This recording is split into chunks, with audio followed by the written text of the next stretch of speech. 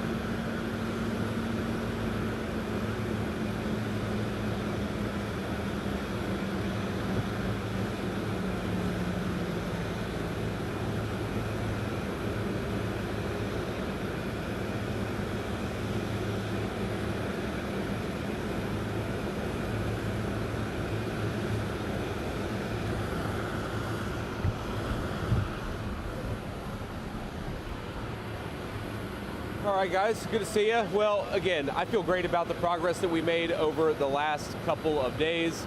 We're looking forward to going back home. It's been a very long day. I know the reporters had a long day as well, so I appreciate you guys. But look, the fundamental thing we got is, number one, we set up the mechanism to ensure not only the Straits of Hormuz are open, but will stay open. We think about 15 million barrels of oil come out. That's one of the reasons why oil is so low right now. Obviously, that means lower gas prices, and gas prices are going to keep coming down. Number two, we actually set up the right mechanism to ensure the regional ceasefire to manage the inevitable conflicts that will come up. We feel great about that. We're working with our allies from the Israelis to the Gulf Arabs to make sure that sticks, and we feel very, very good about where that is.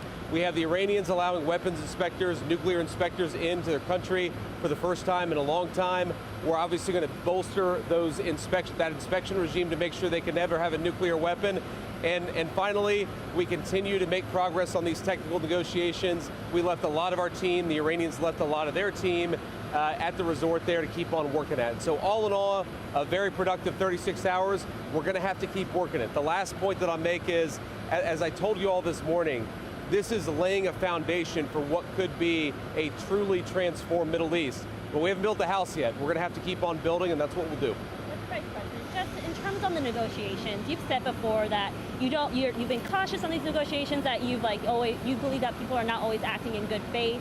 Have things changed over the past 36 hours during your meeting with Iran and the other mediaries? No, all I mean is, look, whether good faith or bad faith, you can't trust anybody's words. You have to trust what they actually do. Letting in the inspectors is a big deal, but again, we're going to see what they actually let the inspectors do once they're in the country. That's going to continually be a part of our negotiation. So my point is not that I trust or distrust anybody. My point is that I trust actions. And what the president has asked us to do is verify what they're doing, focus less on what they're saying. Sir, you mentioned for the Iranians using these frozen funds Iranians Sure. to buy American soy, for example. You mentioned, is that something that was raised yesterday that they've already agreed to? The Iranians have already agreed to that? Yeah, that was something that came up yesterday, and we actually asked the Qataris to help us set up the mechanism so that we can ensure that the money goes where we want it to go, and they agreed to do that. We have a good relationship, obviously, with them and a good operational oversight mechanism in place. But even with that said, even with the caveat that's going to benefit American farmers and obviously benefit the people of Iran, we want both. But fundamentally, that money is not going to be unfrozen unless we continue to see progress, and that'll obviously be a big part of the negotiation in the days to come. Sir, very quickly, there was a moment yesterday when Arachi came into the room and did not greet you. You guys did not shake hands, and then he walked out of the room.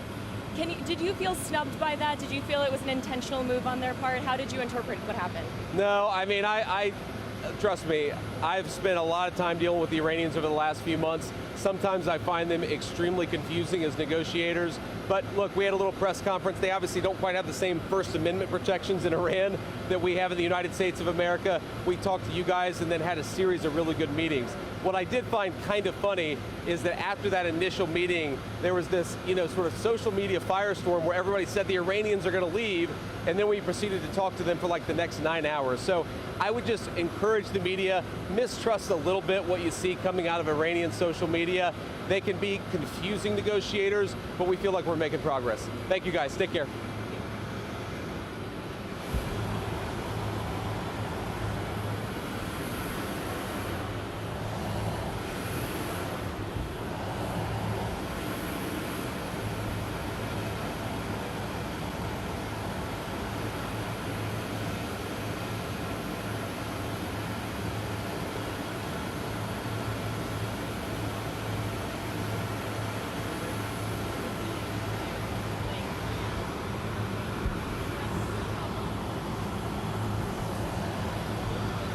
What happened?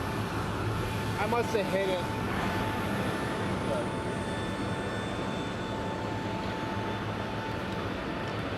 Ready to go up?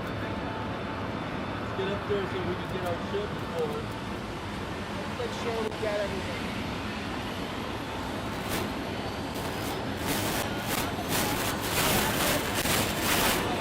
Yeah.